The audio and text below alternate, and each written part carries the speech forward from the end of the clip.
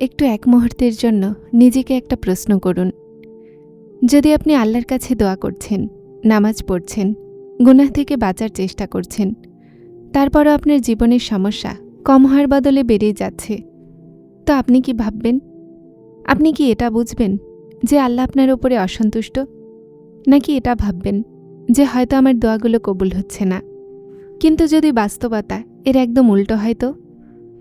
যদি সেই কষ্ট, যেটাকে আপনি আপনার জীবনের নিকৃষ্টতম বিপদ ভাবছেন, তো আসলে এটা আল্লাহর পক্ষ থেকে শিক্ষার একটা পর্যায় হয়তো? যদি মানুষের ছেড়ে যাওয়া, রাস্তাগুলোর বন্ধ হয়ে যাওয়া, বারবার ব্যর্থতা, মনের ভেঙে যাওয়া আর দোয়াগুলোতে দেরি আপনাকে শেষ করার জন্য নয়, বরং আপনাকে আল্লাহর নিকটবর্তী করার জন্য হয়, তো কোরআন মাজিদ আমাদেরকে পরীক্ষার ব্যাপারে একটা এমন বাস্তবতা বলে, যেটাকে শুনে মানুষ তার সমস্যাগুলোকে একটা নতুন আন্দাজে দেখতে লাগে। আল্লাহ তাআলা বলেন, আর আমি অবশ্যই তোমাদেরকে পরীক্ষা করব কিছু ভয়, ক্ষুধা, মাল, জান আর ফসলের ক্ষতি দ্বারা, আর সবরকারীদেরকে খুশির খবর শুনিয়ে দিন। লক্ষ্য করুন, আল্লাহ এটা বলেননি যে যে ব্যক্তিকে আল্লাহ ভালোবাসেন তার জীবনে কখনোই সমস্যা আসবে না, বরং কোরআন বলে যে পরীক্ষা জীবনের একটা অংশ। আর তারপর বলেন, সবরকারীদেরকে খুশির খবর দিয়ে দিন। অর্থাৎ আসল সফলতা এটা নয় যে পরীক্ষা কখনো আসবেই না। আসল সফলতা হলো এটা যে পরীক্ষা আসবে, মানুষ কাঁদবেও, দুর্বলও হবে, কিন্তু আল্লাহর হাত ছাড়বে না। প্রথম কষ্ট একাকিত্ব। কখনো এমন সময় আসে যখন আপনার আশেপাশে মানুষ তো অনেক হয়, কিন্তু মনের ভিতরে একটা একাকিত্ব হয়। আপনি কারোর সাথে কথা বলতে চান, কিন্তু বুঝতে পারেন না যে কার সাথে বলবো। আপনি আপনার চিন্তাগুলো বলতে চান, কিন্তু ভয় হয় যে মানুষ আপনাকে বুঝবেই না। আর তারপর আস্তে আস্তে মানুষ নীরব হওয়া শুরু করে দেয়। কিন্তু কখনো এই নীরবতায় আল্লাহর পক্ষ থেকে একটা সুযোগ হয়। মানুষের সাথে সম্পর্ক কম থাকে, যেন আল্লাহর সাথে সম্পর্ক বাড়তে থাকে। যখন দুনিয়ার আওয়াজগুলো নীরব হয়ে যায়, তো মানুষ তার মনের আওয়াজ শোনে।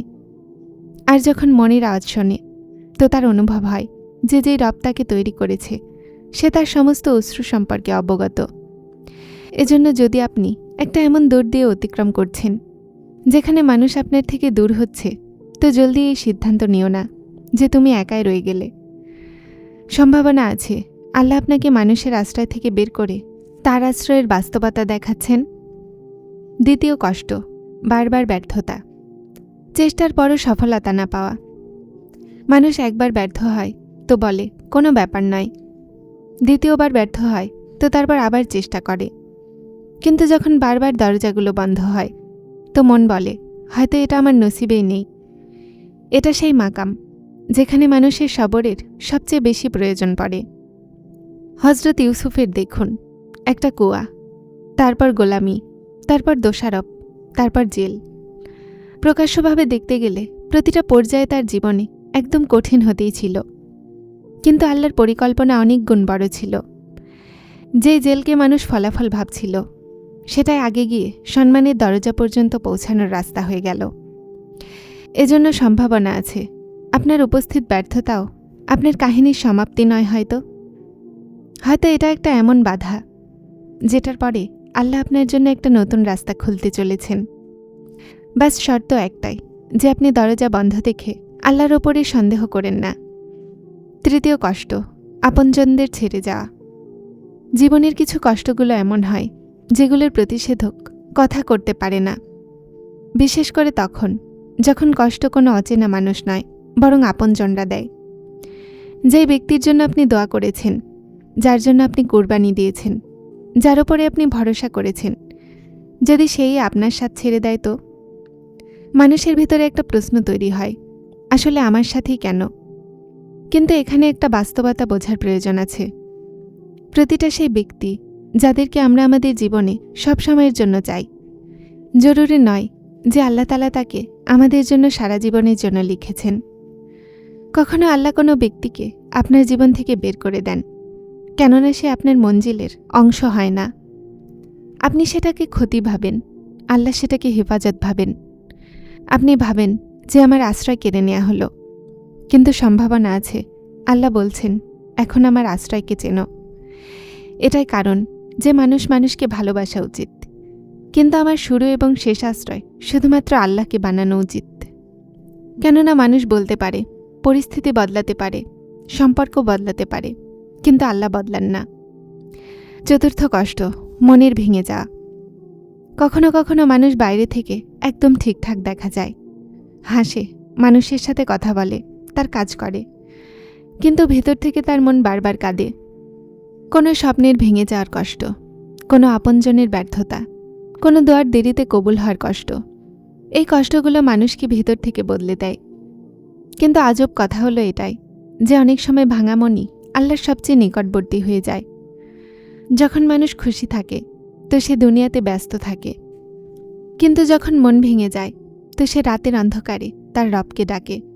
সিজদা দীর্ঘ হয়ে যায়, দোয়াগুলো লম্বা হয়ে যায়, চোখে অশ্রু এসে যায়, আর মানুষ প্রথমবার ভাবে যে শান্তি দুনিয়ার কোনো কণাতেই নেই, আল্লাহর রহমতে আছে। এজন্য যদি আজ আপনার মন ভেঙে আছে তো আপনার এই কারণকে শুধু কষ্ট ভাববেন না, এটাকে আল্লাহর দিকে ফিরে যাওয়ার রাস্তা ভাবুন। হতে পারে যে জিনিসের যাওয়াতে আপনি কাঁদছেন, আল্লাহ আপনাকে এর চেয়ে অনেক গুণ উত্তম জিনিস দিতে চলেছেন। পঞ্চম কষ্ট, দোয়ার দেরিতে কবুল হওয়া। এই পরীক্ষা খুব গভীর। আপনি দোয়া করেন, হাত তোলেন, রাতগুলোতে চান, আর তারপর অনেক দিন চলে যায়, সপ্তাহ, মাস, কখনো বছরও। আর মানুষের মনে প্রশ্ন ওঠে, ইয়া আল্লাহ, আসলে আমার দোয়া কবে কবুল হবে? এখানে শয়তান মানুষের মনে একটা বিষ দেয় যে তোর দোয়া কখনোই কবুল হবে না। মুমিনদের তার রবের ব্যাপারে মন্দ ধারণা করা উচিত নয়। কোরআনে আল্লাহ তাআলা বলেন, কষ্টের সাথে রয়েছে স্বস্তি। আর সত্যি, কষ্টের সাথেই রয়েছে স্বস্তি। অর্থাৎ যেই সময় আপনি বিপদে থাকেন, এই সময়ে আল্লাহর রহমতের রাস্তাও তৈরি হয়, যদিও এখন আপনি সেটাকে দেখতে না পান। এজন্য দোয়াতে তাড়াহুড়া করেন না। এটা বললেন না যে আমি অনেক চেয়ে নিয়েছি, এখনও কিছুই হলো না। বরং বলুন, ইয়া আল্লাহ, আমি জানি না যে আমার জন্য কি উত্তম, কিন্তু আপনি জানেন। এই কথা মনকে শান্তি দেয়। যদি আজ আপনি কোনো বিপদে আছেন তো নিজেকে শুধু এতটুকু বলুন, ইয়া আল্লাহ, আমি আমার কষ্টকে বুঝতে পারছি না, কিন্তু আমার আপনার ওপরে ভরসা আছে। আর হয়তো এই ভরসায় আপনার জীবনের সবচেয়ে খুব সুন্দর মোড় হয়ে যাবে। যারা চ্যানেলটিতে নতুন এসেছেন তারা হেদায়েত চ্যানেলটিকে সাবস্ক্রাইব করে আমার সাথে থাকুন এবং অবশ্যই ভিডিওগুলোকে লাইক শেয়ার করবেন। আসসালামু আলাইকুম।